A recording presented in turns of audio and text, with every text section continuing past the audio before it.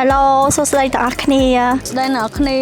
ដៃគួយស្បែកជំរាបសួរស្ដីអ្នកទាំងអស់គ្នាពួកយើងជាក្រុម Forever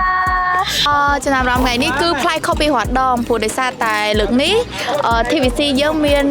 លាយបញ្ចូលនៅប្រពៃណីខ្មែរដូចជារបាំត្រុដិនិងអប្សរា Oh my god គឺខ្ញុំរំភើបខ្លាំងមែនតើបងឥឡូវហ្នឹងអត់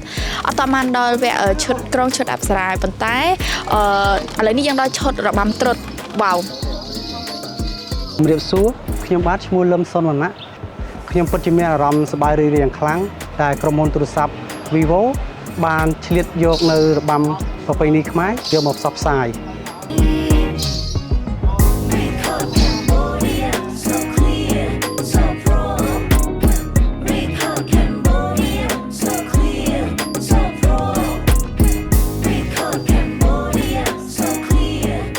អូខេអ្នកគ្នាលើកនេះគឺជាលើកទី1ដែលខ្ញុំមកថត TVC ខ្នាតធំបែបនេះហើយមានអារម្មណ៍ថារំភើបហើយសប្បាយមែនតើ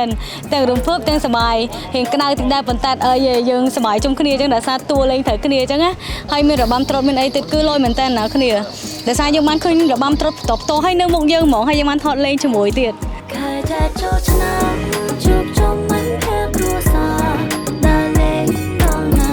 អូយទៅខ្លាចអារម្មណ៍ហ្មងហើយសំខាន់ស៊ីនដែរសប្បាយជាងគេគឺស៊ីនបាច់ទឹកមិញមានទឹកក្អមមានទឹកស្ទើអូបាច់ជះយកហ្មងអ្នកទាំងអស់គ្នាអូយបាច់ខ្លាំងហ្មងណាក្នុងវីដេអូនេះអ្នកទាំងអស់គ្នាអាចមើលបានបាទ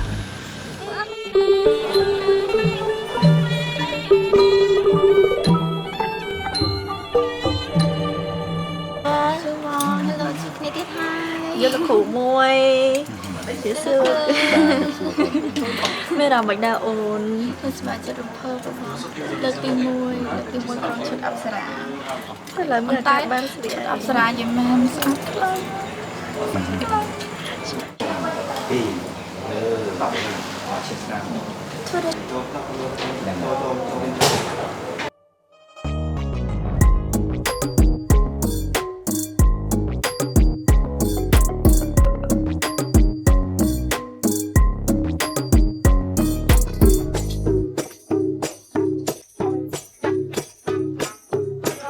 សម្រាប់ការចំណាយពេលហាត់អត់បានកន្លះម៉ោងនោះអូនមានអារម្មណ៍មិនដែរអូនជាមានអារម្មណ៍ថារំភើបដូចនិយាយដែរតែយើងរំភើបអស់ហើយផងព្រោះយើងចង់ហាត់សម្រាប់ភ្លេងតែមិនតិចតែក្បាច់គឺអត់ស្រួលទេ1 2 3 14ហ្នឹងក៏អត់ស្រួលដែរពេលមកខ្លួនឯងបានដឹងទាំងគ្រូគ្រឿងទាំងក្បាច់រាំគឺមិនដូចគេដែលហាត់10ឆ្នាំទៅ11ឆ្នាំទេគឺមិនងាយហ្មងហើយខ្ញុំហាត់5នាទីខ្ញុំព្យាយាមមែនទែនព្រោះជាប្រពៃណីដែលខ្ញុំស្រឡាញ់ my country my culture my beautiful culture dance costume oh my god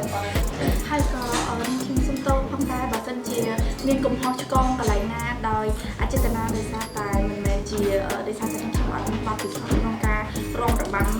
អប្សរាទេហើយចង់យូរហើយប៉ុន្តែអត់មានឱកាសទៅតែមានពេលមានឱកាសលើកនេះខ្ញុំព្យាយាមមែនតើអញ្ចឹងបើសិនជាពុកម៉ែមកពេញចិត្តអរគុណច្រើនអរគុណសម្រាប់ការគាំទ្រ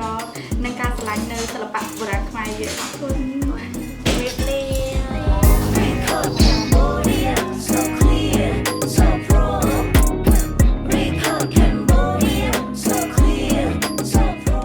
Vivo